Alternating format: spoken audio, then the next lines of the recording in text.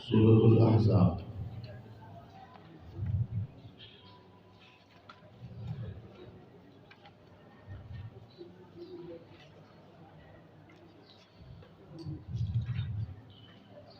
أعوذ بالله من الشيطان الرجيم. بسم الله الرحمن الرحيم. يا أيها النبي اتق الله ولا تطع الكافرين والمنافقين إن الله كان عليما حكيما.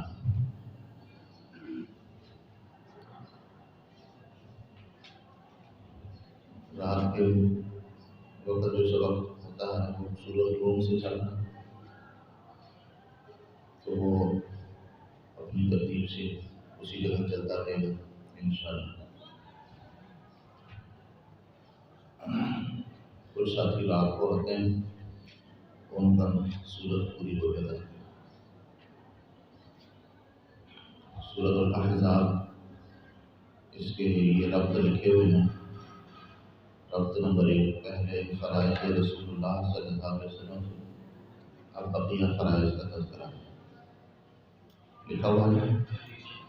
ربط نمبر 2، پہلے موسیٰ علیہ السلام کی داستان تھی اسی صورت میں، اور اب اس صورت میں اس میں بھی تذکیر بھی کیا ملا ہے، مناسبت ہو گئی۔ ربط نمبر 3، پہلے بھی نتائج فریقین کا بیان تھا، اب بھی ہے۔ نتائج فریقین یعنی مومنین کافرین کے نتائج پچھلی صورت میں بھی تھے، اس میں بھی نہیں۔ یہ 3 ربط تو لکھے ہوئے ہیں، چوتھا ربط لکھ لیجیے۔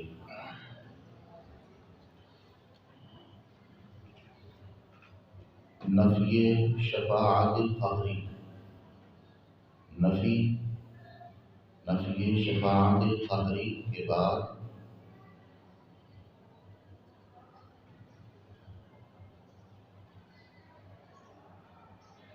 اب بقیہ رسوم جاہلیت کی تردید ہے۔ نفی شفاعت قہری کے بعد اب بقیہ رسوم جاہلیت کی تردید ہے۔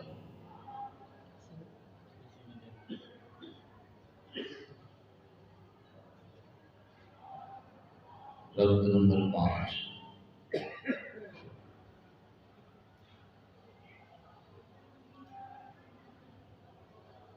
دیکھو بھائی، گزشتہ صورت کے آخر میں ہے آخری آیت فَأَعْرِضْ عَنْهُمْ۔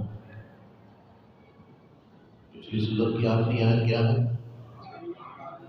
فَأَعْرِضْ عَنْهُمْ، اور اس صورت کی شروع آیت کے اندر ہے وَلَا تُطِعِ الْكَافِرِينَ۔ پچھلی صورت کے آخر میں فرمایا اعرض عنہم، ان سے اعراض کر لیجیے، ان کافروں سے۔ اور اس صورت کی شروع میں بھی وہی مضمون ہے وَلَا تُطِعِ الْكَافِرِينَ، کہ ان کا کہنا نہ مانی۔ یہ 5واں ربط ہے، لکھ لیا 5واں۔ پچھلی صورت کے آخر میں فَأَعْرِضْ عَنْهُمْ فرمایا،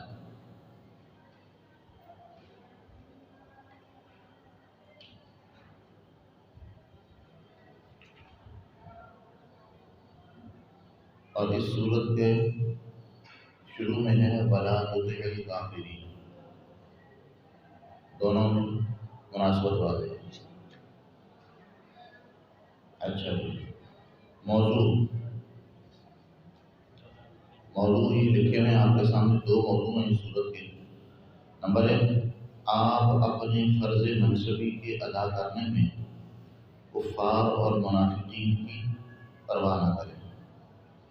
نبی پاک صلی اللہ علیہ وسلم کو اس صورت مبارکہ میں جو مرکزی مضمون ہے وہ یہی ہے کہ آپ اپنے فرض منصبی کے ادا کرنے میں کفار اور منافقین کی پرواہ نہ کریں، بلکہ عزیز و اقارب بھی فرض کی ادائیگی میں حارج نہ ہونے پائیں، وہ بھی رکاوٹ نہ بنیں۔ دوسرا موضوع فرائض و خصوصیات سرور عالم صلی اللہ علیہ وسلم۔ خلاصہ جو ہے، یہ بات یاد رکھنے کی ہے کہ قرآن کریم کا خلاصہ نکالا جا سکتا ہی نہیں، تو چند ایک موٹے موٹے مضامین ہوتے ہیں جی۔ تو ورنہ قرآن کریم جو ہے اس کی ہر آیت مستقل، اس میں مستقل جو ہے وہ قوانین ہیں، مستقل احکام اور کلیات ہیں۔ تو خلاصہ جو ہے، خلاصے کے نام پر صرف چند ایک موٹے موٹے مضامین ہیں نا کہ ان کا اجمالی ایک فہرست دی جاتی ہے، تو خلاصہ قرآن کریم کا نکالا جا سکتا ہی نہیں۔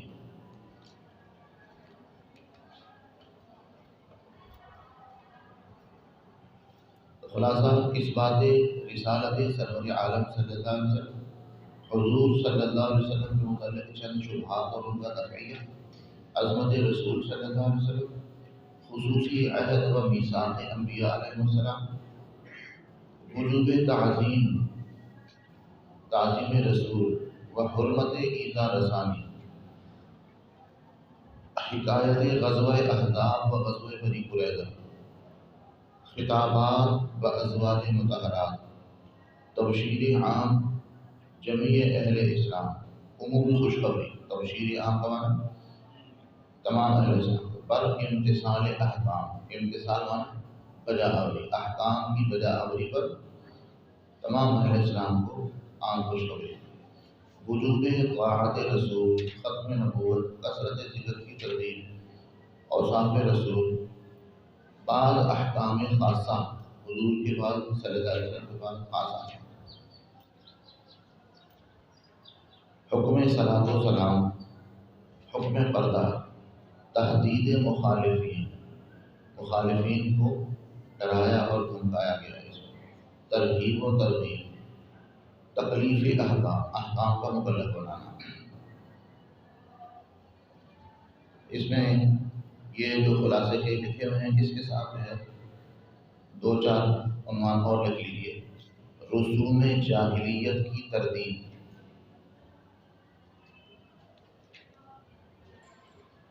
رسوم جاہلیت کی تردید،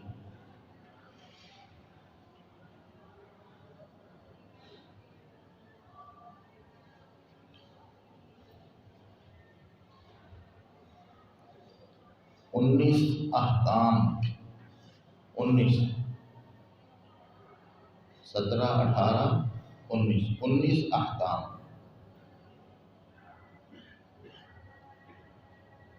جن میں سے 8 رسول اللہ صلی اللہ علیہ وسلم کے لیے، 19 احکام جن میں سے 8 رسول اللہ صلی اللہ علیہ وسلم کے لیے، 9 احکام مومنین کے لیے،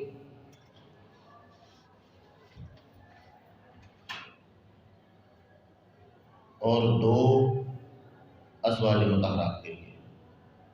دیکھو بھائی 8 نبی پاک صلی اللہ علیہ وسلم کے لیے احکام ہیں، اور 9 یہ کس کے لیے ہیں؟ عام مومنین کے لیے، اور 2 ازواج مطہرات کے لیے۔ تو 9 اور 2 کتنے ہو گئے؟ 11، اور 8 کتنے ہو گئے؟ 19۔ اس کے ساتھ لکھ لیجیے خباثات منافقین،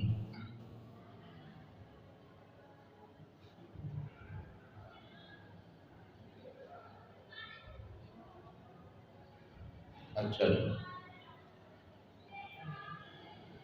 سورت کا شان نزول، یا یوں کہہ لیجیے سورت کے ابتدائی آیات کا شان نزول، ابتدائی آیات کا شان نزول۔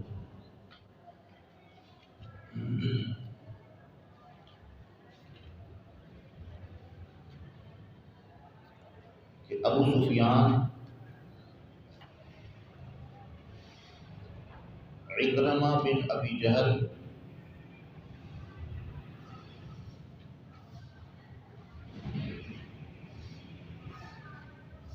یہ چند لوگ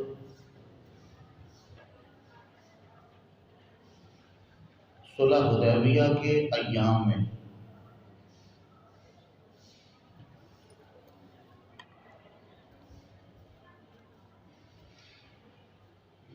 مکہ سے مدینہ آئے،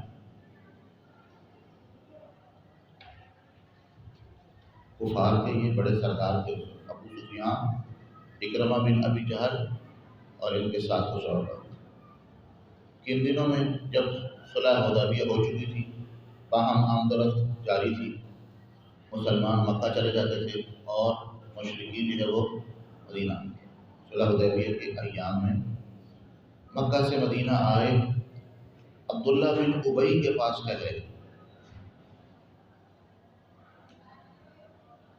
دیکھو بھائی، جملہ بڑا فٹ آتا ہے، الجنس یمیل الی الجنس، کافر کے پاس جا کر ٹھہرے،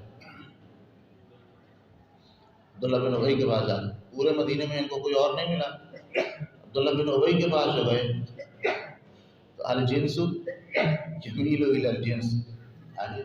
شاعر کہتا ہے کند جنس با ہم جنس پرواز، کبوتر با کبوتر و باز با باز۔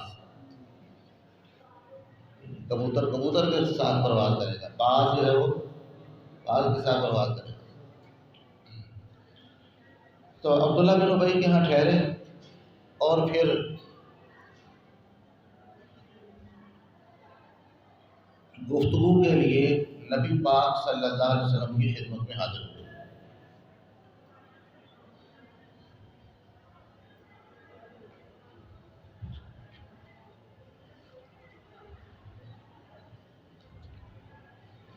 اور کہا کہ آپ ہمارے معبودوں کو برا نہ کہیں، ہم آپ کے رب کے متعلق کچھ نہیں کہیں گے۔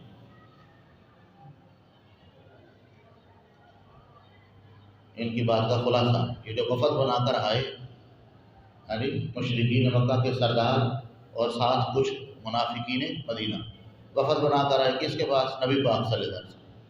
اور جو انہوں نے بات کی اس کا خلاصہ کیا تھا کہ آپ ہمارے معبودوں کو برا نہ کہیں، ہم آپ کے رب کے متعلق کچھ نہیں کہیں گے، آپ کو آپ کے رب کے متعلق کچھ نہیں کہیں گے۔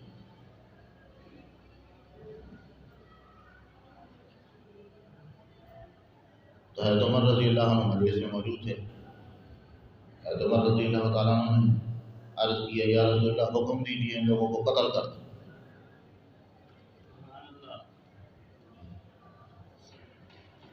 کیا جذبہ ایمانی تھا! حضرت عمر رضی اللہ عنہ بھی موجود تھے۔ حضرت عمر رضی اللہ عنہ نے کیا عرض کی، یا رسول اللہ حکم دیجیے کہ ان کو قتل کر دیا جائے۔ آپ صلی اللہ علیہ وسلم نے فرمایا میں نے ان کو امان دی ہے۔ صلح تھی نا، صلح حدیبیہ تھی، یعنی منافقین مشرکین جو ہے وہ مدینہ آنے جانے میں کوئی روک ٹوک نہیں تھی، اور مسلمانوں کو مکہ جانے میں کوئی روک ٹوک نہیں، تو یہ صلح ہو چکی تھی۔ آپ نے فرمایا کہ میں نے ان کو امان دے رکھی ہے۔ تو آپ صلی اللہ علیہ وسلم نے فرمایا ان کو مدینے سے نکال دو۔ قتل تو نہیں کروایا، لیکن کیا فرمایا، ان کو مدینے سے نکال دو۔ تو اس موقع پر یہ آیات نازل ہوئیں، یا ایھا النبی اتق اللہ ولا تطع الکافرین والمنافقین۔ اے نبی، یعنی یہ نبی پاک صلی اللہ علیہ وسلم کو پہلا خطاب ہے۔ لکھ لیجئے یا ایھا النبی کے ساتھ پہلا خطاب۔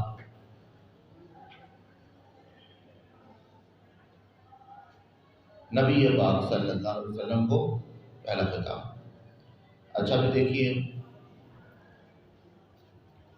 یا محمد کی بجائے آپ صلی اللہ علیہ وسلم کا منصب اور عہدہ بیان کیا گیا ہے، یا ایھا النبی، ٹھیک ہے۔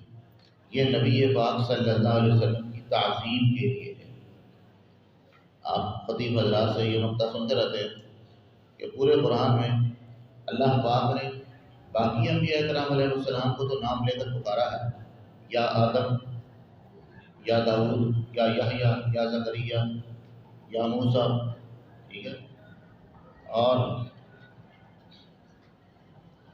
باقی انبیاء کرام علیہ السلام، یا ابراہیم، ان کو تو اللہ نے نام لے کر پکارا، لیکن نبی پاک صلی اللہ علیہ وسلم کے لیے قرآن پاک میں کہیں بھی یا محمد کہہ کر نہیں پکارا، بلکہ جہاں بھی ذکر کیا آپ کا منصب اور عہدہ ذکر کیا، یا ایھا الرسول یا ایھا، یہ آپ کا منصب ذکر کیا، تو یہ تعظیم کے لیے، ٹھیک ہو گیا۔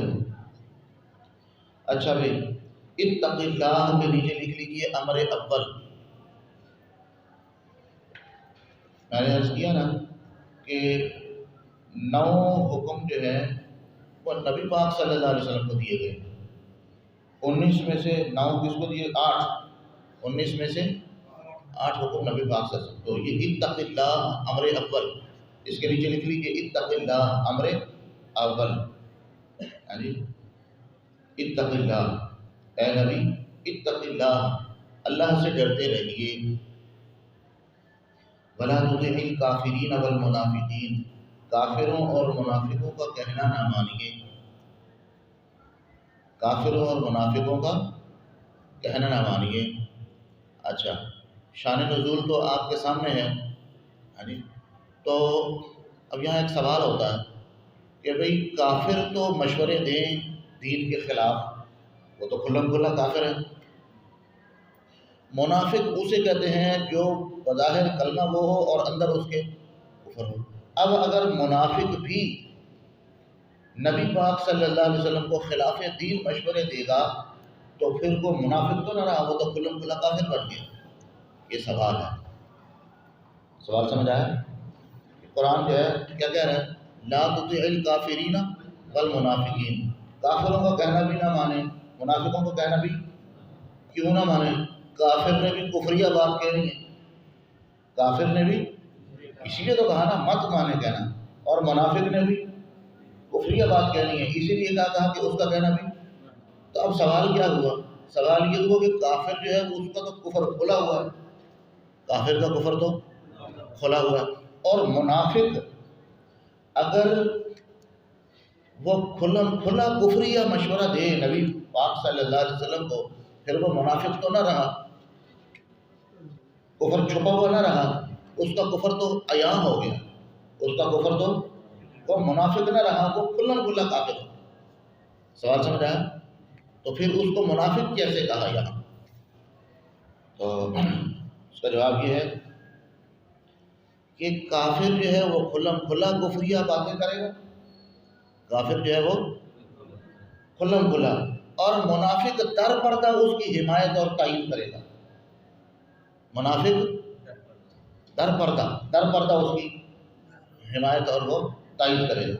جو یہ یہاں بھی اس کی منافقت ہی ہوئی، یہاں بھی اس منافق کی منافقت ہی ہوئی، بات سمجھ آ گئی؟ یہ بھی در پردہ ہی ہے۔ چنانچہ دیکھ لیجیے جیسا کہ شان نزول میں نے عرض کیا کہ کفار مشرکین مکہ کے سردار آئے کس کے پاس؟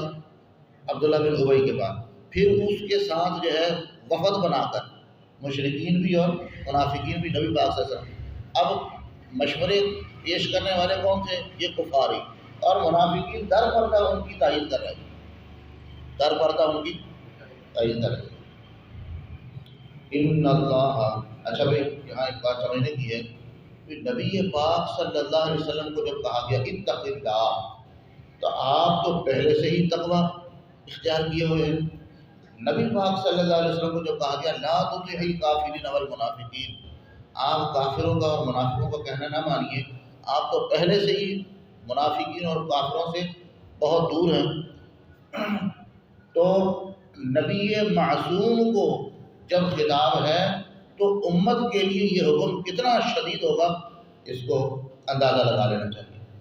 امت کے لیے یہ حکم کیا ہوگا، کتنا شدید ہوگا کہ جب نبی معصوم ہیں، ان سے تصور بھی نہیں ہو سکتا کہ وہ اتق اللہ کے خلاف کریں، ان سے تصور بھی نہیں ہو سکتا کہ وہ لا تطع الکافرین والمنافقین کے خلاف کریں۔ اس کے باوجود ان کو جب خطاب ہے تو امتیوں کے لیے اس حکم کی اہمیت اور اشدیت کتنی واضح ہے۔ آج سمجھ آ رہی؟ پنجابی میں اس کو کہتے ہیں کہنا تینوں تے سنانا نو نو، یعنی بات بیٹی کو کہنی لیکن سنانا بہو کو سنانا، ٹھیک ہے؟ تو خطاب کس کو ہے؟ نام لے کر نبی پاک صلی اللہ علیہ وسلم کا، لیکن سنانا کس کو مقصود ہے؟ امت۔ ان اللہ کان علیما حکیما، یقیناً اللہ بڑی حکمت والا، بہت بڑے علم والا، بڑی حکمت والا ہے۔ تو اللہ کے حکم کو جو ایسا علیم اور حکیم ہے، ان اللہ کان علیما حکیما، ایسے علیم اور حکیم کے حکم کو خلاف مصلحت کہنا خود جہالت ہے۔ ان اللہ کان علیما حکیما، ایسے علیم اور حکیم کے حکم کو خلاف مصلحت کہنا خود جہالت ہے۔ کچھ لوگ کہہ دیتے جی اب جی ٹھیک ہے جی شریعت کا حکم اپنی جگہ تے، لیکن ہن تسی مصلحت دیکھو۔ شریعت کا حکم اپنی جگہ پر، لیکن حالات کا تقاضا دیکھو، مصلحت کیا ہے۔ یہ سود خار جو ہوتا ہے نا، سود خار، سورۃ روم میں انشاءاللہ یہ بات آئے گی، اب یہ جملہ ایک آ گیا تو میں کہہ دوں کہ یہ جو سود خار ہوتا ہے کہتے ہیں جی ٹھیک ہے شریعت کے حکم کا کون انکار کر سکتا، لیکن تم اب وقت کی مصلحت بھی تو دیکھو۔ تو یہ دیکھو اللہ علیم اور حکیم کے حکم کو یعنی خلاف مصلحت کہنا، اس سے بڑا بے وقوف اور جاہل کوئی نہیں۔ واتبع، اس کے نیچے لکھ لیجیے امر ثانی،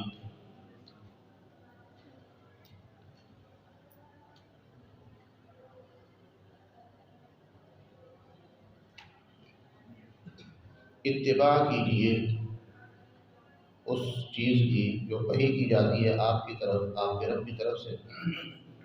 ان اللہ کان بما تعملون خبیرا، بے شک اللہ جو تم کام کرتے ہو سب سے باخبر ہے۔ ان اللہ کان بما تعملون، جو تم کام کرتے ہو اللہ سب سے باخبر ہے۔ لہذا جو پیغمبر کی مخالفت کرنے والے ہیں وہ خبردار رہیں، اللہ تمہارے سب کاموں سے باخبر ہے، لہذا پیغمبر کی مخالفت کرنے والے خبردار رہیں کہ وہ انجام کو پہنچیں گے۔ وتوکل علی اللہ، اس کے نیچے لکھ لیجیے امر ثالث،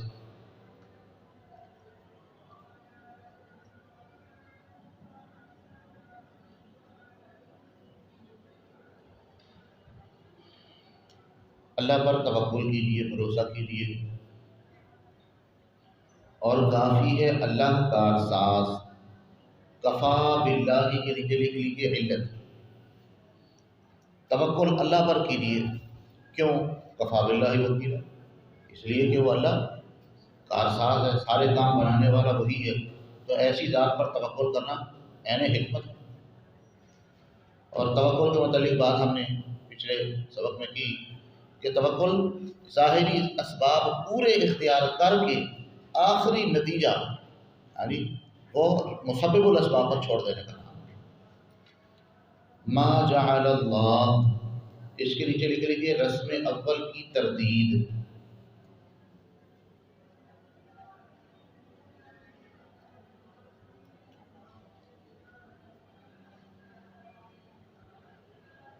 ما جعل اللہ، رسم اول کی تردید، نہیں بنائے اللہ نے کسی آدمی کے دو دل فی جوفیہ، اس کے سینے میں۔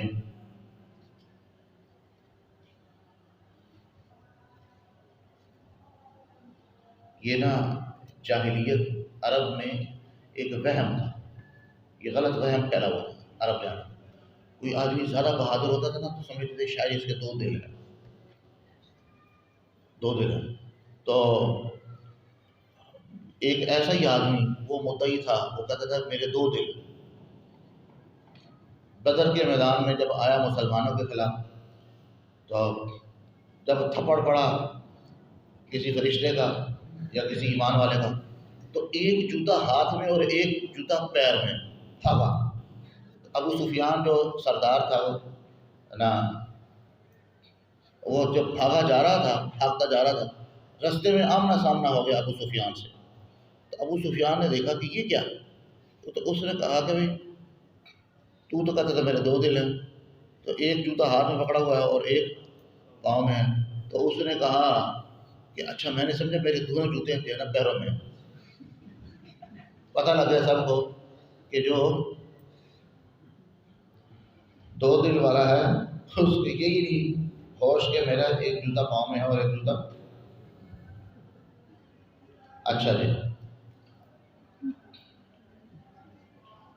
ما جعل اللہ لرجل من قلبین فی جوفہ وما جعل ازواجکم، اس کے نیچے لکھ لیجیے رسم ثانی کی تردید۔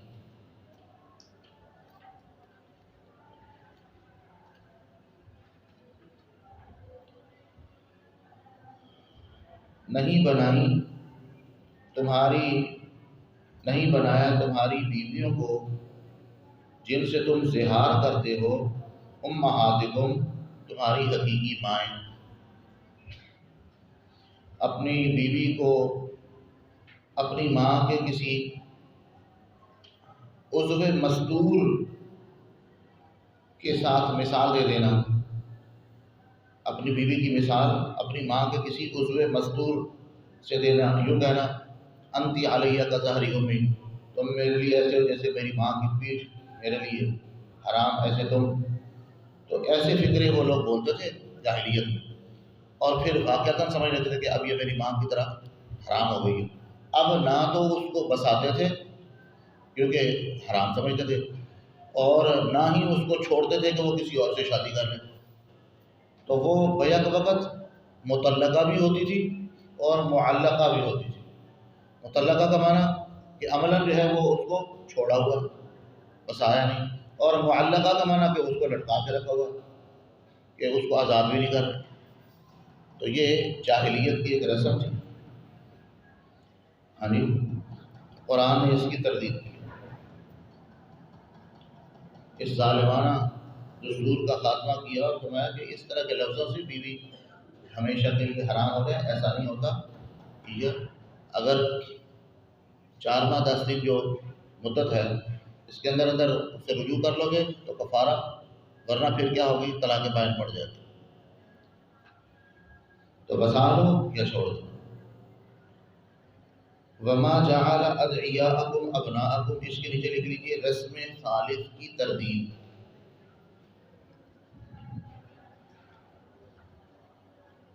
ایک آدھ پنکھا چلا لو۔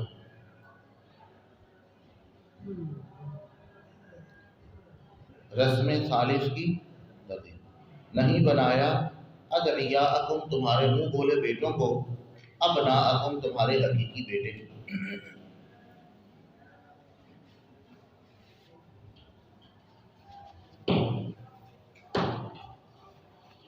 نہیں بنایا تمہارے منہ بولے بیٹوں کو تمہارے حقیقی بیٹے۔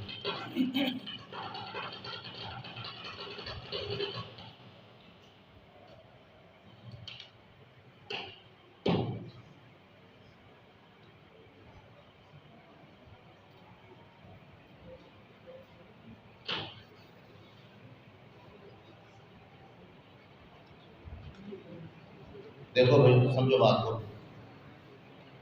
تو قرآن نے تردید کی ہے کہ جیسے یہ جو تمہارا وہم ہے، یہ جو زیادہ بہادر ہوگا اس کے 2 دل ہوں گے، یا جیسے کسی کو کہہ دیتے ہیں نا کہ یار اس کی تو 6 زبانیں ہیں، زیادہ ہی زبان دراز ہے، کیا کہہ دیتے ہیں؟ تو اتنا کہہ دینے سے واقعتاً اس کے منہ میں زبانیں ایک سے زائد ہو جاتی ہے۔ اسی طرح کسی بہادر کی بہادری دیکھ کر یہ کہہ دینا کہ جی اس کے 2 دل ہیں، اس کا یہ مطلب نہیں کہ واقعتاً 2 دل ہوں گے اس کے۔ کہاں سمجھ آ رہی؟ تو یہ کوئی بدن کے اعضاء کی تشریح کا مسئلہ نہیں ہے، یہ ایک وہم کی تردید ہے کہ بعض اوقات مجازاً کچھ کہہ دیا جاتا ہے، مجازاً زبان دراز کو کہہ دیتے ہیں اس کی تو 2 زبانیں ہیں، ٹھیک ہے، اور جو ذرا زیادہ چوکس قسم کو کہتے ہیں اس کی تو 4 آنکھیں ہیں، ٹھیک ہے۔ تو جیسے یہ الفاظ مجازاً استعمال ہوتے ہیں، ان کو معنی حقیقیہ پر معمول نہیں کیا جاتا، بات سمجھ آ رہی؟ بس اسی طرح اس وہم قرآن تردید کر رہا ہے کہ کسی آدمی کی بہادری دیکھ کر یہ سمجھ لینا کہ جی اس کے 2 دل ہیں، یا کسی نے اگر کہہ دیا کہ اس کے تو 2 دل ہیں تو واقعتاً 2 دل بن نہیں جائیں گے۔ دوبارہ عرض کر رہا ہوں کہ یہ جسم کے اعضاء کی تشریح نہیں بیان کی جا رہی، یہ ایک وہم کی تردید ہے کہ مجازاً کوئی کسی کو کہہ دے، بات سمجھ آ رہی؟ یعنی اس کے 2 دل ہیں تو واقعتاً اس کے سینے میں 2 دل ہوں، ایسا نہیں ہے۔ یہ مسئلہ سمجھ آ گیا؟ اب اس سے یہ نتیجہ ہم نکالتے ہیں اللہ کی توفیق سے کہ اگر بالفرض کوئی آدمی ایسا پایا جائے جس کے سینے میں اللہ نے اپنی قدرت سے 2 دل بنا دیا ہو. کبھی دیکھا 5 انگلیوں کے ساتھ کسی کی چھٹی انگلی بھی ہوتی ہے؟ ایسا ہو سکتا ہے؟ اللہ قدرت کا. تو یہ قرآن کے اس بیان کے منافی نہیں ہوگا. اگر واقعتاً کہیں کسی جگہ پہ کوئی بندہ ایسا نکل آئے کہ اس کے سینے میں واقعتاً کیا ہوں؟ 2 دل ہوں، تو یہ قرآن کے اس بیان کے منافی کیوں؟ قرآن جو ہے کوئی قانون کلی نہیں بیان کر رہا کہ جسمانی اعضاء کی تشریح کر رہا ہو. آپ سمجھ آ رہی؟ یہ تو اکثری بات ہے کہ اکثر کیا ہوتا ہے؟ ایسا ہوتا نہیں ہے. ٹھیک ہے. اور دوسرا یہ ایک وہم ہے جس کی تردید قرآن کرتا ہے. تو وہم ہے، اس کی تردید کرتا ہے. تو جو معانی مجازیہ ہوں ان کو مجاز پر رکھنا چاہیے. حقیقت سمجھنا نادانی ہوتی ہے. آپ سمجھ آ رہی؟ ہاں. تو یہ ایک جو مشہور پھیلی ہوئی بات تھی جاہلانہ وہم، اس کی تردید قرآن نے کی ہے. اعضائے جسمانی کی تشریح نہیں کی، نہ یہ اس کا موقع ہے. اچھا بھائی، تو یہاں اصل جو تردید تھی، اصل تردید وہ اس رسم ثالث کی تھی، وَمَا جَعَلَ أَدْعِيَاءَكُمْ أَبْنَاءَكُمْ، کہ اپنے منہ بولے بیٹے جو ہیں، یہ رسم عربوں میں اس قدر گہری سرایت کر چکی تھی کہ اس کو حقیقی بیٹا سمجھا جاتا تھا اور اس کی بیوی کو سگی بہو سمجھا جاتا تھا. تو اس رسم کا اتنا رچ بس جانا عربوں میں، اس کی تردید اس کے سوا ہو نہیں سکتی تھی کہ خود نبی پاک صلی اللہ علیہ وسلم پر یہ حالات لائے گئے کہ آپ صلی اللہ علیہ وسلم نے اپنے منہ بولے بیٹے حضرت زید بن حارثہ رضی اللہ عنہ کی زوجہ محترمہ حضرت زینب، انہوں نے جب طلاق دی تو آپ صلی اللہ علیہ وسلم نے خود ان سے شادی کی. تو آپ صلی اللہ علیہ وسلم پر یہ کیفیت لا کر، یہ حالت لا کر اس جاہلانہ رسم کی تردید کی گئی کہ یہ اتنی گہری جڑیں پکڑے ہوئی تھی یہ رسم کہ اگر کوئی اور آدمی، عام آدمی اگر اس کو اس طرح کرتا تو لوگوں کے ذہن میں اس کی یہ تردید نہ ہوتی. خود نبی پاک صلی اللہ علیہ وسلم کو یہ قدم اٹھانا. تو ان 3 رسموں کا جو یہاں ذکر ہے جاہلانہ اور ان کی تردید ہے، تو اصل مقصود یہ تیسری رسم کی تردید ہے. آپ سمجھ آ رہی؟ اس کی مناسبت کے لیے اور اس کو لوگوں کے فہم کے قریب کرنے کے لیے باقی 2 رسموں کی تردید بھی صاف کر دی گئی کہ دیکھو جیسے یہ بڑی واضح سی بات ہے کہ کسی آدمی کے سینے میں 2 دل نہیں ہوتے. ٹھیک ہے. اور اسی طرح یہ بھی بڑی واضح سی بات ہے کہ بیوی جو ہے وہ ماں نہیں ہوتی. کسی کی حقیقی مائیں 2 نہیں ہو سکتی. وہی ماں ہے جو اس کے دنیا میں وجود میں آنے کا سبب بنی ہے، جس کے بطن سے پیدا ہوا ہے. حقیقی ماں ایک ہی ہوتی ہے. اسی طرح ساتھ ہی پھر ساتھی سے بتا رہی ہے کہ حقیقی باپ بھی ایک ہی ہوتا ہے. حقیقی باپ بھی ماں جعل أدعياءكم أبناءكم، تو مائیں بھی حقیقی 2 نہیں ہو سکتی اور باپ بھی حقیقی 2 نہیں ہو سکتے، ایک ہی ہوگا. اچھا بھائی، بعض اوقات ایسا ہوتا ہے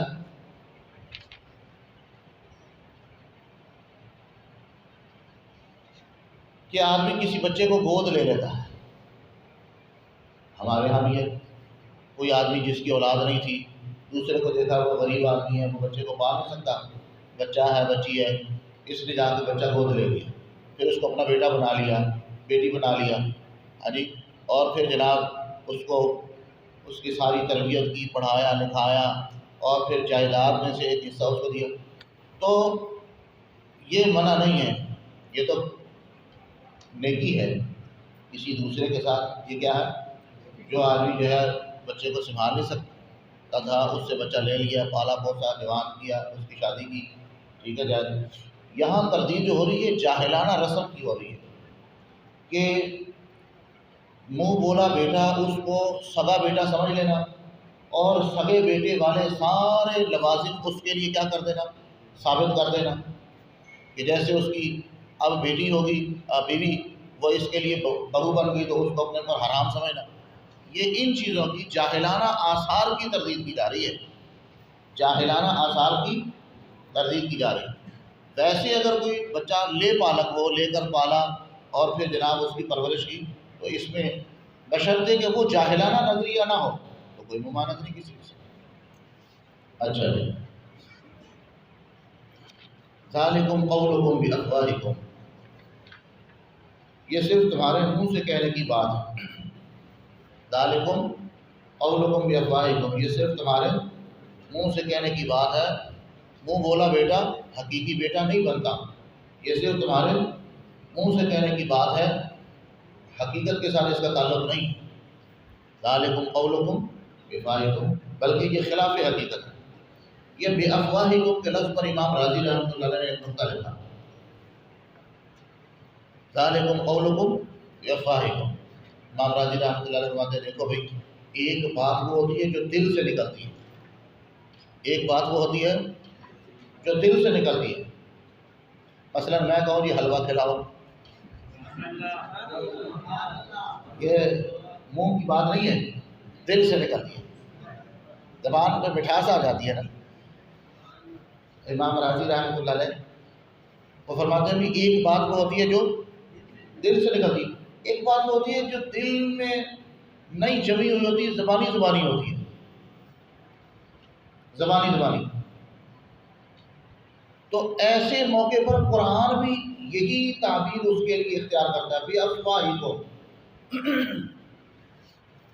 جیسے عیسائی کیا کہتے تھے عیسیٰ علیہ السلام کو اللہ کا بیٹا، تو وہ بھی عقیدت میں آ کر کیا جاتے تھے، دل میں ان کے بھی یہ بات نہیں تھی.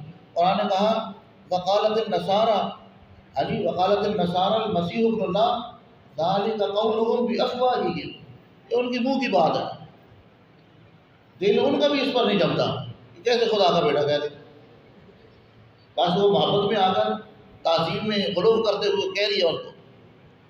تو قرآن دل کے جذبات کو، دل کی گہرائیوں کو سمجھتا ہے. اللہ کا کلام ہے، اللہ کا کلام جو ہے وہ حقیقت بتلاتا ہے. تو یہاں بھی یہی بتلایا قرآن نے کہ یہ جس کو منہ بولے بیٹے کو، منہ بولے ہزار دفعہ کہہ لے یہ میرا سگا بیٹا، یہ میرا سگا، دل سے نہیں یہ بات نکلتی، یہ اوپری ہوتی ہے لوگوں کو کے سامنے اپنا جو ایک جملہ بول دیا ہے اس کو فرم رکھنے کے لیے کہ جی میں نے اس کو بیٹا بنا لیا تو بس یہ بن گیا. اب یہ فرم رکھنے کے لیے یہ منہ کی بات ہے، یہ حقیقت کے ساتھ اور دل کے ساتھ اس کا تعلق نہیں ہے. میرا تو زور لگا پتہ نہیں تھوڑے میں نے گل بھی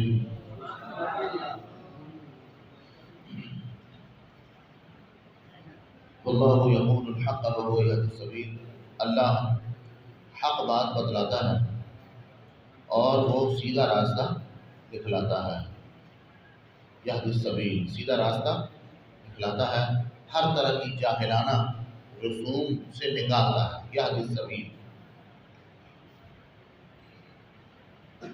ادعوہم لآبائہم، پکارو ان کو ان کے باپوں کی طرف نسبت کر کے. ادعوہم کے نیچے لکھ لیجیے بیان اصلاح.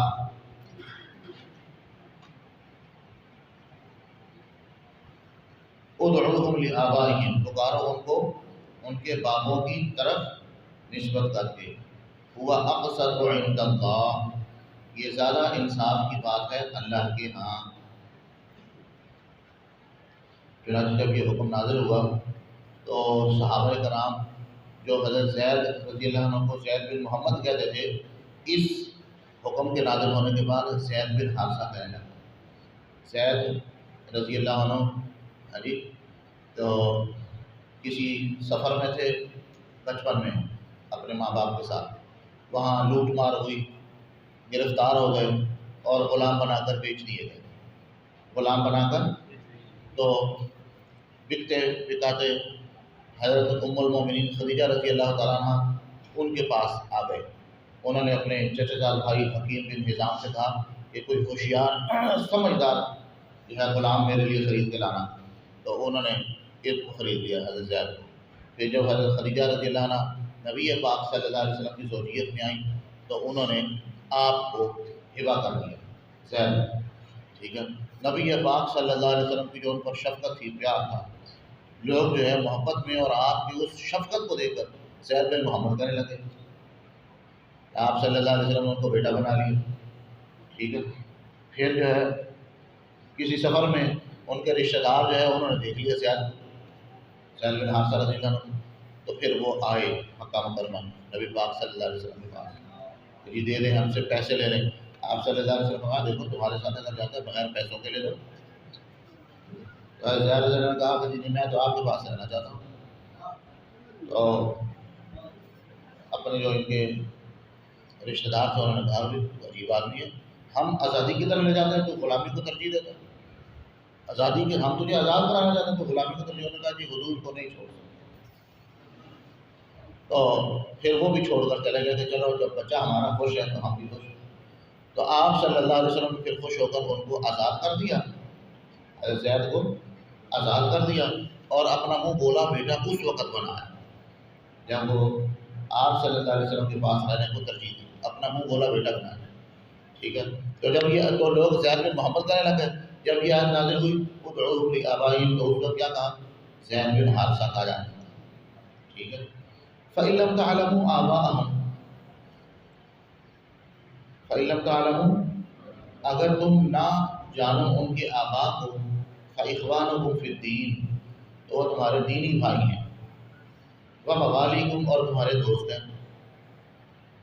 تو اگر کسی کا آباء و اجداد کا معلوم نہ ہو تو تعارف کے واسطے تو یہ بھی کہہ دینا کافی ہے، بھائی ہے، دینی بھائی ہے، ٹھیک ہے۔ بھائی اور دوست کے عنوان سے بھی تو تعارف کرایا جا سکتا ہے، بھائی اور دوست۔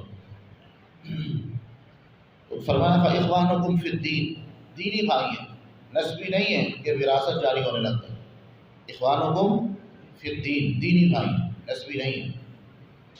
اچھا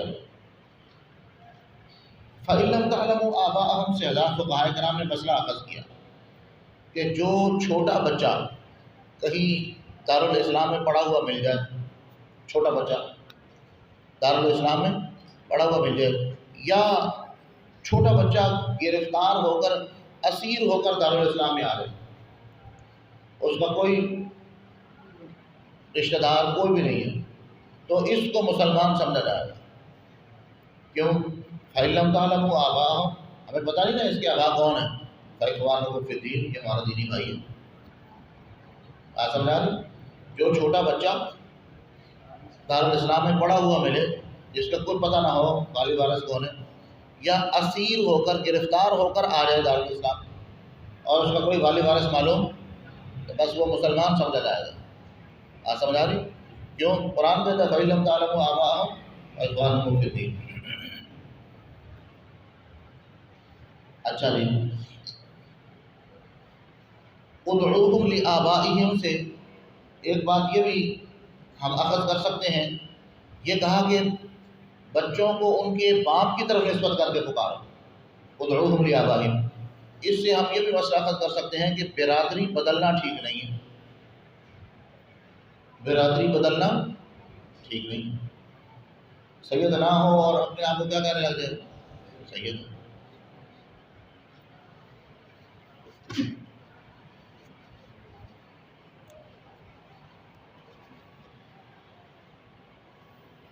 اچھا جی، ادعوہم لآبائہم،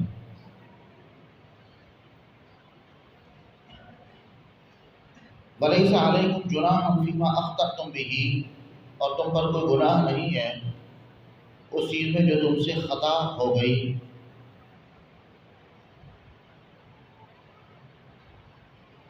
وَلَٰكِن مَّا تَعَمَّدَتْ قُلُوبُكُمْ لیکن گناہ اس میں ہے جس کا تمہارے دل نے قصد کیا، گناہ اس میں ہے جس کا تمہارے دل نے قصد کیا۔ غلطی سے یعنی اگر منہ بولے بیٹے کو حقیقی سمجھ لیا تو اس میں گناہ نہیں ہے۔ اب جب شریعت کا حکم آ چکا ہے، اب عمدن اور قصدن اب اس کو اگر کہو گے تو یہ کیا ہوگا؟ گناہ ہوگا۔ اور وکان اللہ غفور الرحیمہ، شفقت دیکھی ہے اللہ کی، وکان اللہ غفور الرحیمہ، کہ قصدن بھی کہہ دیا، قصدن بھی اگر کہ یہ میرا بیٹا ہے، حقیقی بیٹا کہہ دیا، پھر بعد میں معافی مانگ لی، توبہ استغفار کر لی، تو اللہ غفور الرحیم ہے، وہ معاف کر دے گا اور شفقت برقرار رہے گا۔ وکان اللہ غفور الرحیم، قصدن بھی اگر کسی کو اپنا بیٹا کہہ دیا اور اس کے بعد پھر کیا کر لی، استغفار کر لی، تو کان اللہ غفور الرحیم۔ بات سمجھ آ رہی؟ یہ کہ مجازن کسی کو کہنا، ہری محبت میں بچہ ہے تو اس کو کہنا یہ تو میرا بیٹا ہے، تو یہ پیار میں محبت میں کہنا ہے، یہ ممانعت نہیں ہے۔ ایسا انداز اختیار کرنا، ایسا عنوان کہ جس سے یہ لگے کہ یہ واقعتاً اس کا سگا بیٹا، مثلاً اب بے فارم میں جا کے نام لکھوا دیا، سمجھے نا، پیدائشی پرچی، تو نام لکھوا دیا، یہ چیز ہے، یہ آتی ہے تعمدت قلوبکم، سمجھ آ رہی؟ تو ولیکن ما تعمدت قلوبکم سے ایک اور مسئلہ بھی نکلتا ہے کہ خطاً کوئی بات ہو جائے تو اس پر گناہ نہیں ہے، تمہارے دل نے جس کا عمد اور قصد کیا ہے اس پر گناہ ہوگا۔ مسئلہ کیا نکلتا ہے کہ نامحرم عورت سے بعض اوقات گفتگو کرنی پڑ جاتی ہے، ٹھیک ہے، نامحرم عورت سے، اب کوئی آدمی اس نیت سے، دل کے قصد اور ارادے سے اس کے ساتھ گفتگو کرے کہ نامحرم کی آواز سنوں اور جناب تصورات میں ادھر ادھر بھٹکوں، تو یہ تعمدت قلوبکم میں داخل ہے، اس میں داخل ہے تعمدت قلوبکم میں۔ خام خواہ نرس کے پاس جائیں گے، جی نبض چیک کرو، ٹھیک ہے، تو یہ تعمدت قلوبکم میں داخل ہے۔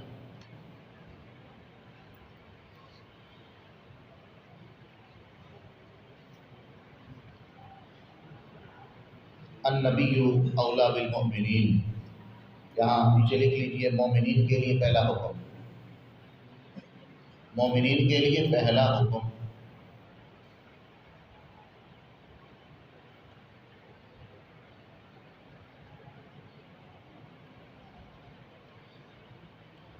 النبی اولا بالمؤمنین، نبی مومنین کے ساتھ خود ان کی نفس اور ذات سے بھی زیادہ تعلق رکھتے ہیں۔ النبی اولا بالمؤمنین من انفسہم، نبی مومنین کے ساتھ خود ان کے نفس اور ذات سے بھی زیادہ تعلق رکھتے ہیں۔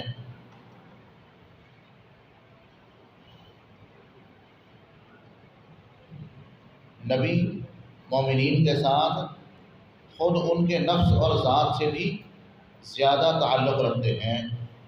اس بات کو حضرت تھانوی رحمۃ اللہ نے بڑے شاندار انداز میں بیان فرمایا۔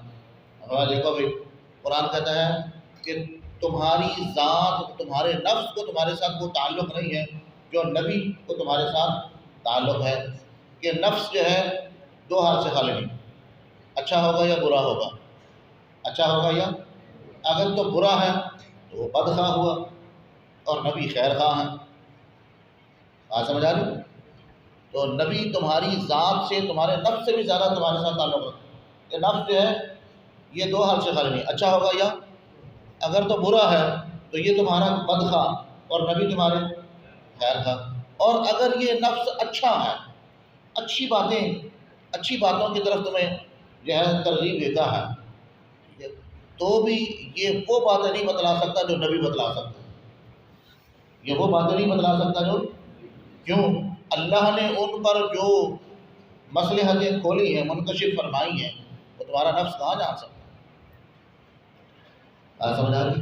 اس لیے ہر معاملے میں اطاعت رسول اور تعظیم واجب ہے، اس لیے ہر معاملے میں اطاعت رسول اور تعظیم واجب ہے،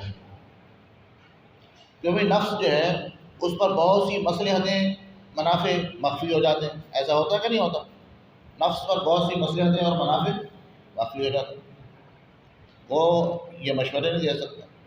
نبی پاک صلی اللہ علیہ وسلم کو تمام ضروری مسائل کا اللہ نے علم عطا فرمایا، اس لیے آپ صلی اللہ علیہ وسلم کا حق ہماری جانوں سے بھی زیادہ، اور آپ کی اطاعت مطلقاً واجب ہے اور تعظیم بدرجہ کمال واجب۔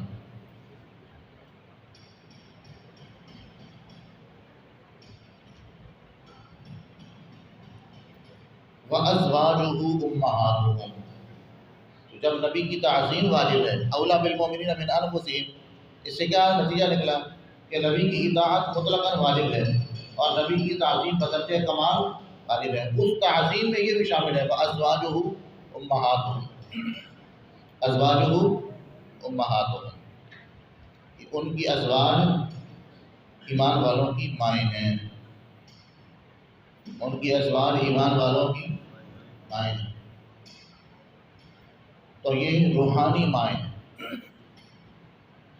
یقینی بات ہے جسمانی ماں تو نہیں، جسمانی ماں وہ ہوتی ہے جس کے بطن سے پیدا ہوتا ہے انسان، جسمانی ماں وہ ہوتی ہے جس کے بطن سے پیدا ہوتا ہے، تو جسمانی ماں نہیں ہے، روحانی مائیں ہیں۔ اور ہیں کن کی؟ ایمان والوں کی، ہیں کن کی؟ جو کہے گئے عائشہ میری ماں نہیں ہے تو وہ ایمان والا ہی نہیں، ماں کس کی ہے؟ ایمان والا۔ اچھا جی، تو یہ تعظیماً ازواجہ امہاتہم، یہ تعظیماً ان کو مائیں قرار دیا گیا، اور تعظیم ہی کی ایک شکل ہے جو فرمایا کہ وَلَا أَن تَنكِحُوا أَزْوَاجَهُ مِن بَعْدِهِ أَبَدًا، یہ بھی تعظیم ہے نا کہ نبی پاک صلی اللہ علیہ وسلم دنیا سے پردہ فرما جائیں پھر بھی ان کی ازواج کے ساتھ امتی کوئی شادی نہیں کر سکتا، کیوں؟ وہ ماں کے درجے میں اس کی تعظیم ہے، تو یہ تعظیماً فرمایا گیا، یہ کیا ہے؟ تعظیماً فرمایا گیا۔ اور اسی طرح تعظیم اس میں ہے کہ ازواج مطہرات سے ان پردہ ہو، کیوں بھئی تعظیم کس میں ہے کہ ازواج مطہرات سے پردہ ہو، تو اس لیے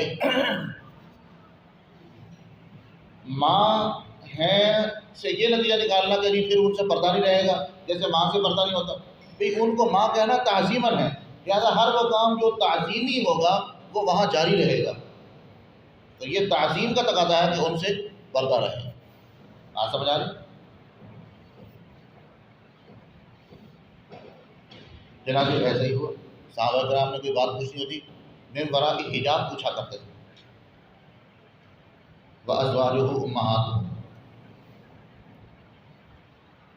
وَأُولُو الْأَرْحَامِ، اور رشتہ دار بعضهم اولیٰ ببعض،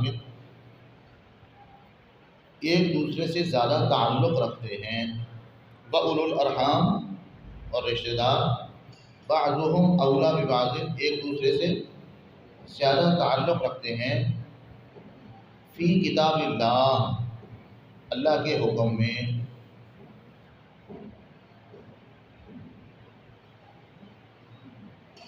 اللہ کے حکم میراث، حکم کون سا؟ میراث، من المؤمنین والمہاجرین، بنسبت دوسرے مومنین اور مہاجرین کے، من المؤمنین والمہاجرین، بنسبت دوسرے مومنین اور مہاجرین کے، اولو الارحام، رشتہ دار، بعضهم اولیٰ ببعض، ایک دوسرے سے زیادہ تعلق رکھتے ہیں، فی کتاب اللہ، اللہ کے حکم میں، من المؤمنین والمہاجرین، بنسبت دوسرے مومنین اور مہاجرین کے، الا یہ کہ تم ان کے الا یہ کہ تم کرو اپنے دوستوں کے ساتھ، اولیائکم، دوستوں کے ساتھ، معروفاً، احسان، الا ان تفعلوا الی اولیائکم معروفا، الا یہ کہ تم کرو اپنے دوستوں کے ساتھ معروفاً، احسان، کان ذلک فی الکتاب مسطورا، یہ بات لکھی ہوئی تھی لوح محفوظ میں، کتاب کا مصداق لوح محفوظ، کان ذلک فی الکتاب مسطورا، یہ بات لوح محفوظ میں لکھی جا چکی تھی۔ کیا لکھا ہوا تھا؟ کہ قانون میراث رشتہ داروں میں ہی چلے گا، قانون میراث وہ جو مہاجری اور انصاری کو بھائی بھائی بنایا تھا نبی پاک صلی اللہ علیہ وسلم نے ابتدائی ہجرت میں، ٹھیک ہے، کہ ایک مہاجری اور ایک انصاری کو کیا بنایا؟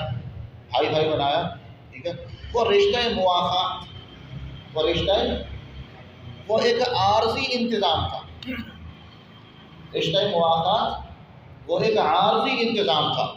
کان ذالک فی الکتاب مستورا، لوح محفوظ میں یہ بات لکھی ہوئی تھی کہ قانون میراث رشتہ داروں میں چلے گا.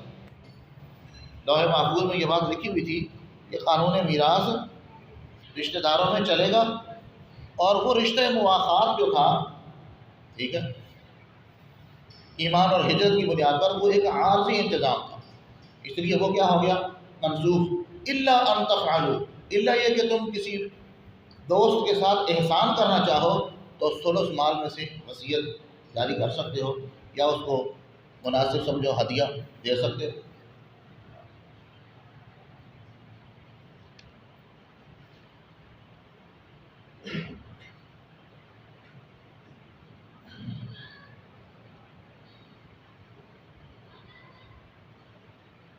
وَإِذْ أَخَذْنَا، یہاں لکھ لیجیے دوسرا خطاب.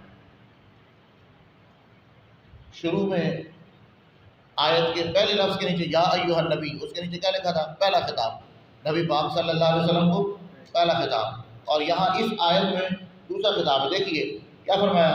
وَمِنْ کا، آیت کا تو لفظ آ رہا ہے نا، ہم نے باقی نبیوں سے بھی عہد لیا. وَمِنْ کا، اے میرے حبیب آپ سے بھی عہد. تو خطاب ہو گیا نا حضور صلی اللہ علیہ وسلم، تو یہ دوسرا خطاب ہے.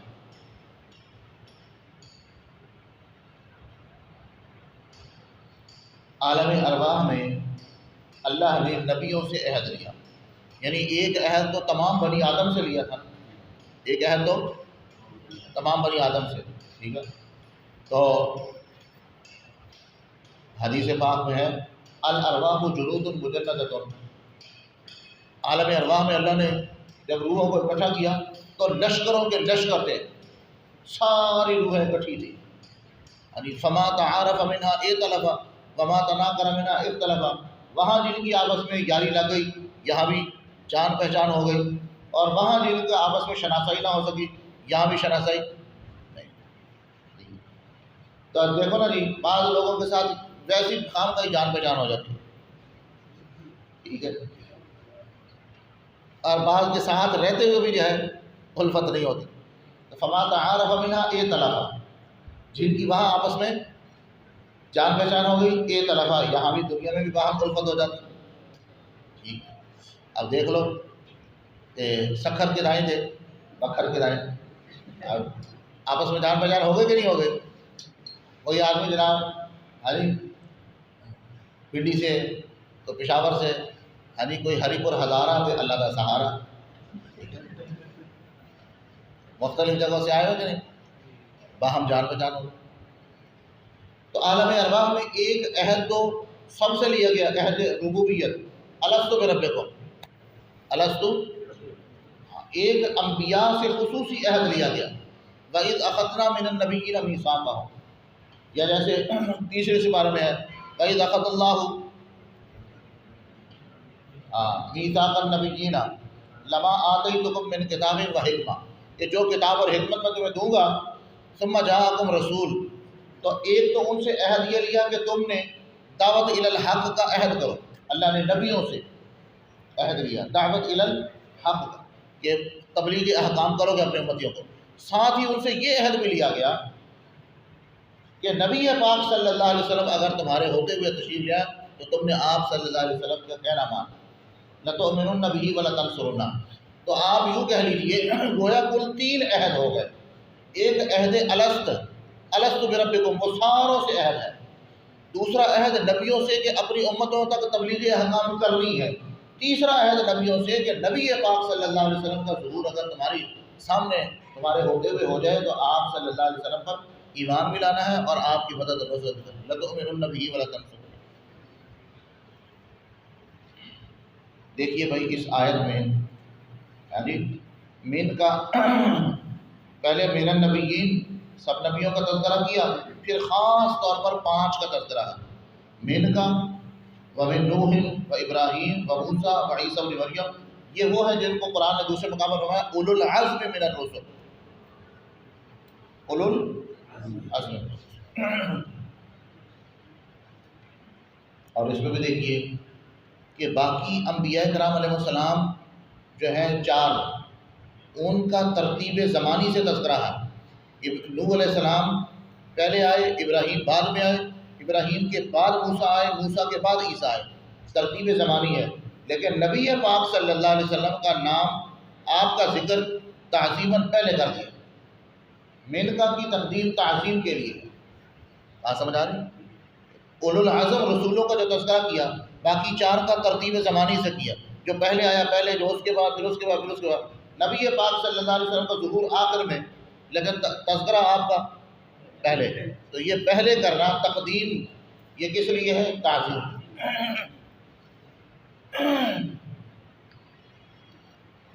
حلوہ نہ کھائیں نا، پھر گلا میں اس طرح جانا نہیں ہو جاتا۔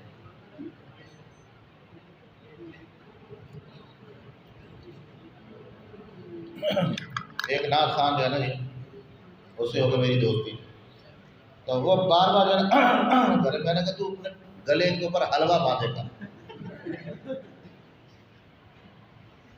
بڑا ہنسا ہوا۔ کئی جگہوں پہ اس نے یہ لطیفہ بنا کے سنا ہے، گلے کے اوپر حلوہ۔ میں نے کہا یار میں نے لطیفہ نہیں سنا ہے، واقعتاً علاج بتا رہا ہوں۔ اگر کسی کو شوق ہے کہ اس کا گلا گیلا کر رہا ہے، گلا گیلا کر رہا ہے، گلا، تو اپنے گلے کا گلا دور اس طرح کرے کہ اس پہ حلوہ باندھ۔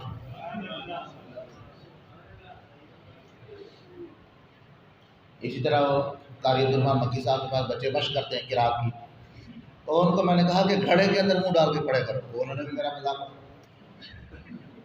گھڑے کے اندر جو ہے نا، گھڑا لے کے، گھڑا جانتے ہو گھڑا؟ گھڑا لے کے گھڑے کے اندر، کسی کو واقعہ مذاق نہیں کرتا، اگر کسی کو اپنی آواز پر کنٹرول کرنا ہے تو وہ گھڑے کے اندر منہ ڈال کے پڑھا کرے۔ اور نعت خان جو ہے، جب دیکھو ہمارے سستے نسخے، ہاں جی، لوگ قدر ہی نہیں کرتے، اور نعت خان جو ہے وہ گلے کے اوپر حلوہ باندھے۔ دیکھو تاثیر حلوے کی، جو باہر سے ہی اتنا مطلب ہے کہ بھئی اثر پہنچا رہا ہے، تو وہ جب گلے کے اندر جائے گا تو پھر سبحان اللہ، نور اللہ نور نہیں ہو جائے گا۔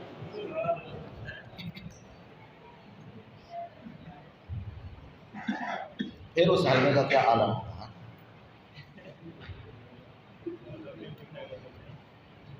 دیکھیے بھائی، عیسیٰ ابن مریم، یہ بس ایک جملہ بول کے مکمل کرتے ہیں۔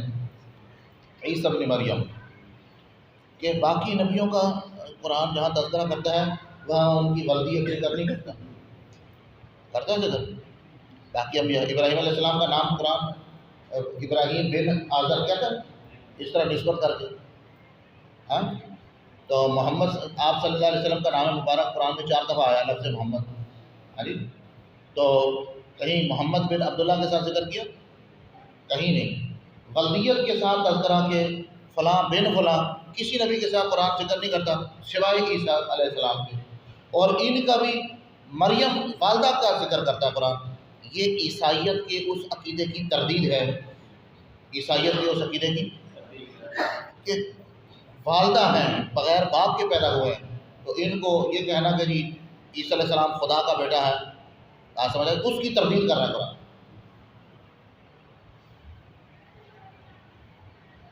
وَأَخَذْنَا مِنْهُمْ مِيثَاقًا غَلِيظًا، اور لیا ہم نے ان نبیوں سے پکا عہد۔ میثاق کے ساتھ غلیظاً کا جو اضافہ ہے، اس سے فقہا نے ایک مسئلہ اخذ کیا۔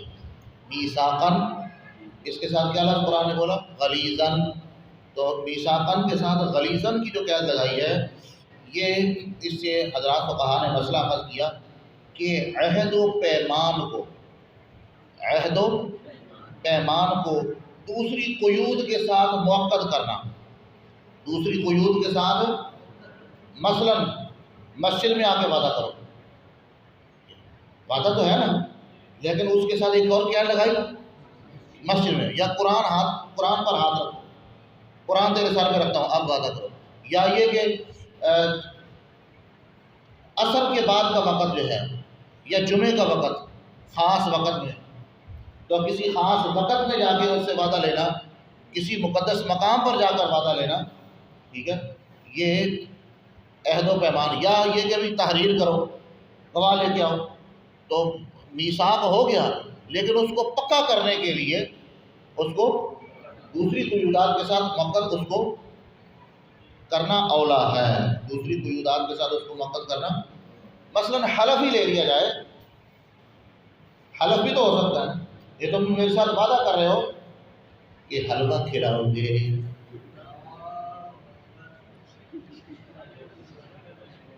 ہاں میں کھاؤں گا جب میں کھلاؤں گا تو ہاں میں تو چلیں. ہاں خدائی حلوہ کھلاؤں گا آپ کو انشاءاللہ. خدائی حلوہ جانتے ہیں؟ مولانا اصغر حسین صاحب رحمۃ اللہ علیہ ایک دن جو ہے نا جی دیوبند میں طلباء کو کہا کل ہم آپ کو خدائی حلوہ کھلائیں گے. بچے ساری رات انتظار میں لگے. خدائی حلوہ کیا ہے بھائی؟ جب من میں سلوہ نازل ہوگا کوئی تو اگلے دن کیلے کھلائے ان کو، کیلے. اور کہا کہ دیکھو جی یہ جو ہے حلوے میں وہ نرمائش نہیں ہے جو اس میں نرمی کیلا، اور اس کی مٹھاس دیکھو نا. حلوہ جو ہے نا وہ تو شوگر والوں کے لیے بھی نقصان دہ ہوتا ہے. تو کہتے ہیں جی شوگر فری حلوہ. وہ کیا حلوہ ہوا جی اس میں حلویت نکال دی، مٹھاس ہی نکل گئی تو وہ کیا ہوا؟ تو حلوہ تو کہہ دیا اس کو ہے جس میں حلوب ہو، حلوب. تو کہا ہے دیکھو پکا پکایا بھی ہے، تیار ہے، میٹھا بھی ہے، کیسے نہ ہلکی ہے. کبھی کسی نے کہا کہ یہ کیلا پھیکا ہے؟ نہیں، کیلے کے اندر مٹھاس کتنی موصولیت اللہ کی طرف سے. تو خدا ہی حلوہ کھلا سکتے ہیں. ٹھیک ہے. حضرت گنگوہی رحمۃ اللہ علیہ کے پاس جو ہے نا 3 کھجوریں آئی تھیں، اس کے 60 حصے کر کے مدینہ کی 3 کھجوریں آئی تھیں. تو اس کے حاضرین جو ہے نا جی 60-62 لوگ تھے، 3 کھجوروں کے 62 حصے کر کے تقسیم کر دی. ہم بھی 3 کیلے لے آئے تھے. ہاں جو بھی ہے کسی نہ کسی طرح استناس تو کرنا. وہاں کیلے ہم نے دیکھے بڑے لمبے لمبے، باقی اس کے 60 حصے ہو بھی سکتے ہیں جو وہاں کی تھے. بس آپ دعا کریں نا اللہ بھی ایک ہوائی جہاز دے جائیں سارے اس میں جناب کٹھے جائیں مدینے، ساتھ حلوے کا دیگچہ بھی لے کے جائیں. پھر راستے میں حلوہ کھاتے جائیں گے نا. ٹھیک ہے. تو دیکھو جی بس بات ختم کرتے ہیں. میثاقاً کے ساتھ غلیظاً کا لفظ بڑھایا. اس سے فقہاء نے مسئلہ اخذ کیا کہ عہد و پیمان کو حلف یا دوسری قیودات کے ساتھ موقت کرنا اولا ہے. عہد و پیمان کو حلف یا دوسری قیودات کے ساتھ موقت کرنا اولا ہے. تو وہ جناب ایک آدمی تھا وہ گالیاں بڑی دیتا تھا، سارے رشتہ داروں نے اس کا بائیکاٹ کر دیا. ہاں جی. تو اب جب اس نے دیکھا ساروں نے میرا بائیکاٹ کر دیا تو کہنے لگا یار مجھ سے جس طرح کا مرضی وعدہ لے لو تو میں جو ہے نا آئندہ سے گالی نہیں دوں گا. انہوں نے کہا بھی یہاں وعدہ نہیں کرنا، چل ادھر شاہ ولایت کے دربار پہ چلتے مزار میں. ٹھیک ہے. وہ ذرا مقدس جگہ سمجھی جاتی تھی. شاہ ولایت کے دربار پہ جا، وہاں جا کے وعدہ کر. اب وہ جناب چلا گیا براجی والے ساتھ. تو وہاں جا کے وعدہ کرتا ہے کہ میں ان خبیثوں کو کمینوں کو کبھی گالی نہیں دوں گا. میں پکا وعدہ کرتا ہوں کہ میں ان خبیثوں کو کبھی گالی نہیں دوں گا. تو انہوں نے سمجھ لیا کہ یہ معذور ہے، بے اختیار بولتا ہے. ٹھیک ہے. تو وعدہ بھی کر رہے کہ گالی نہیں دوں گا اور ساتھ ہی گالی بھی دے رہے. ایک آدمی حضرت جی کا مرید ہو گیا، حضرت جی کا مرید ہو گیا. تو بیعت ہو گیا. بیعت ہونے کے بعد جو ہے نا جی اس کے بھائی نے کہا شاہ جی یہ گالاں بہت کاٹتا ہے. حضرت جی نے فرمایا گالاں نہیں کٹنی ہے، آئندہ گالی نہیں دینی قدر چیز. اب گاؤں میں چلا گیا. 1 ہفتہ تو اپنے اوپر ضبط کیا، بڑا کنٹرول کیا 1 ہفتہ. تو 1 ہفتے کے بعد جو ہے پھر گالی کر دی، گالی. تو وہ گاؤں والوں نے کہا تو شاہ صاحب کے ہاتھ سے بیعت کی تھی وہ تو وعدہ کر کے ایسی گالا نہیں کٹے گا ہوں تو.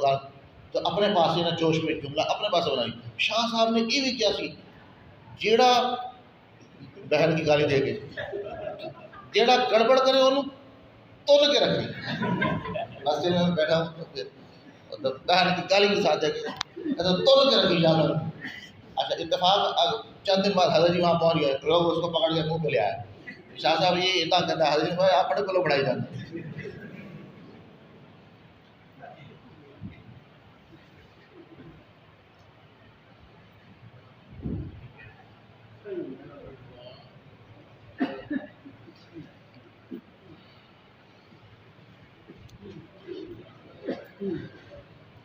بس اب جو ہے نا جی صبح کے وقت یہ صورت شروع کر لی ہے۔ اچھا بھائی بات یہ ہے کہ رمضان شروع ہونے میں کتنے دن رہ گئے؟ ہاں ہاں، تو ایک تو وفاق کا امتحان لیٹ ہوا، ہاں جی وفاق کا امتحان لیٹ ہوا، تو پھر دورہ تفسیر جو ہے اس کی تاریخ میں بھی ترمیم ہوئی، پہلے پیر کو شروع ہونا تھا، پھر 2 دن اور لیٹ ہو گیا، یعنی ایک ہفتہ یہ ہمارا نکل گیا۔ اور تو اگر پورا قرآن شریف کا ترجمہ تفسیر ہم پڑھنے لگ جائیں نا تو پھر وہ نہ ہم کچھ لکھوا سکیں گے نہ آپ کچھ لکھ سکیں گے، بھاگ دوڑ جو ہے اس میں رہ جائیں گے۔ تو کوشش کریں گے جتنا زیادہ سے زیادہ ہو جائے، لیکن تسلی کے ساتھ آدمی پڑھے اور اس کے آدمی نقطے بلاغت کی نقطے یا اور جو آیات سے احکام جو ہے یا فوائد ہیں وہ ساتھ ساتھ جو ہے چلتے رہیں تو یہ بہتر ہے۔ بات سمجھ آ رہی؟